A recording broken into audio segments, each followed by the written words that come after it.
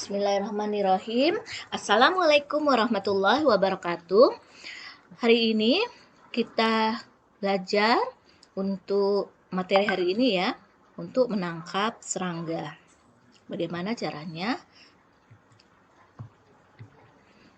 Oh, ini ada tujuan umumnya ya. Jadi setelah mengikuti pertemuan ini, mahasiswa mampu melakukan penangkapan serangga dengan benar. Kemudian tujuan instruksionalnya, mahasiswa mengetahui tempat-tempat keberadaan serangga. Jadi mengenal alat dan bahan, kemudian mengenal alat bantu, kemudian penangkapan serangga untuk bahan praktikum. Nah, ini pokok-pokok bahasannya ya. Ada habitat serangga, cara penangkapan serangga, macam-macam perangkap, dan cara penyimpanan serangga setelah ditangkap. Nah, ini sekarang kita masuk ke habitat serangga. Secara umum, habitat serangga terbagi 3 ya. Mungkin di pertama pertemuan sudah ada dibahas, tapi kita bahas ulang lagi ya. Yang pertama, tempat habitatnya itu yaitu tempat perindukan atau sarang, yaitu tempat di mana serangga tersebut berkembang biak atau breeding place. Jadi breeding place itu tempat serangga di mana dia berkembang biak atau tempat perindukan. Kemudian yang kedua, tempat serangga mencari makan atau mangsa atau feeding place. Feeding place ya, tempat serangga mencari makan atau memangsa. Kemudian yang ketiga, tempat serangga beristirahat atau resting place, beristirahat ya. Nah, untuk menangkap serangga, maka kita cari dulu serangganya pada ketiga tempat tersebut ya. Ketika ketiga tempat tersebut dapat terpisah-pisah dan dapat juga terpisah, dapat terpisah dan tidak terpisah ya, sangat tergantung dari jenis serangganya. Contohnya nyamuk. Nyamuk ini terpisah antara tempat perindukannya, tempat mencari makan, dan tempat beristirahatnya itu terpisah. Contohnya kalau nyamuk itu kalau misalnya nyamuk kulek ada di comberan belakang rumah kita misalnya, itu tempat perindukannya ya, tapi tempat mencari makannya, feeding place-nya, dia ada di dalam rumah ya, atau di kandang-kandang ternak ya. Dia masuk ke rumah untuk menghisap darah. Nah, atau yang jantan untuk menghisap cairan-cairan manis. Nah, kemudian tempat dia beristirahat juga berbeda. Dia dia beristirahat biasanya dia di kamar mandi atau di gantungan-gantungan baju ya, di tempat yang gelap. Nah, kecoa juga. Nah, kecoa tempat perindukan dan istirahatnya itu bersatu ya, tapi tempat mencari makannya, feeding place-nya itu terpisah. Nah, tetapi kalau kutu kepala, baik tempat perindukan, tempat mencari makan, dan tempat istirahatnya di satu kepala. Di kepala siapakah itu?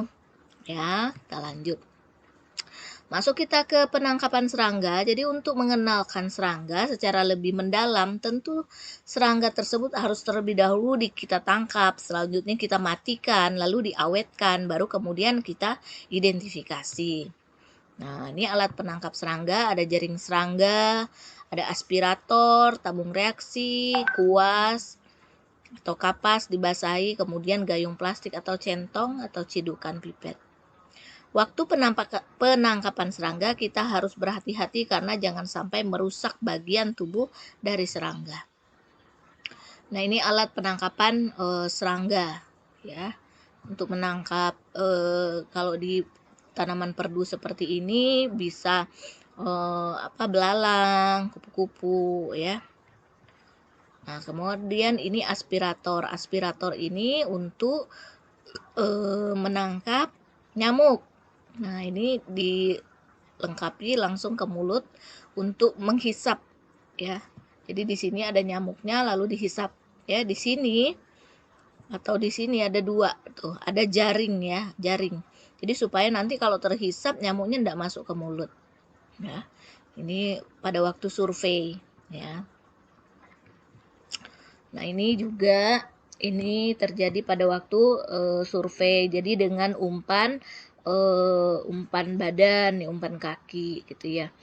Ya, nanti bila untuk entomologi D4 ini biasanya nanti kita hanya pengenalan ini, nanti kalian masuk ke semester 4, mudah-mudahan kita sudah bisa kuliah seperti sedia kala. Di semester 4 itu nanti kita akan pergi survei ke daerah untuk wabil khusus menangkap nyamuk. Nah, nyamuk yang tidak ada di kota Pontianak. Nah, ini tempat paper cup-nya untuk masukkan nyamuknya. Ya. Ini alat penangkapnya bisa juga pakai tabung reaksi ya. Nah, ini kuas untuk yang melekat di kapas nanti. Ya. Ini untuk untuk menangkap jentik bisa ya pakai centong, kemudian diambil dari centong ini, diambil pakai pipet tetes lalu dimasukkan ke tempat penampungan jentiknya. Ini alat-alat penangkap serangga lainnya ya. Kalian bisa searching ya.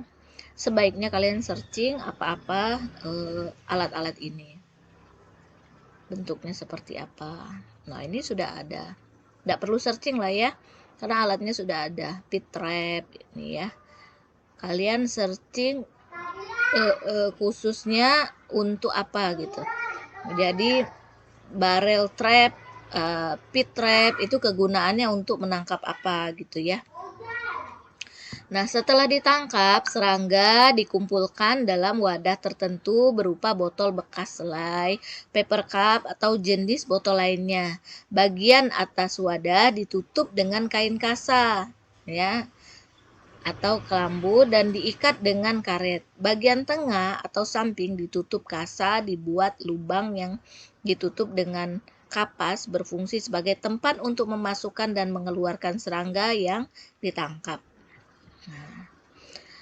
Nah, untuk serangga yang berukuran besar sebaiknya satu serangga dimasukkan ke dalam satu wadah, ya. Sedangkan untuk nyamuk, satu wadah dapat diisi dengan jumlah 20 sampai 30 ekor tergantung besar kecilnya wadah.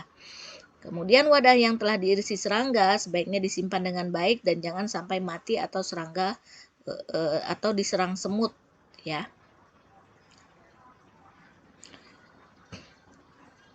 Kemudian jangan lupa diberi label. Ini serangganya apa gitu.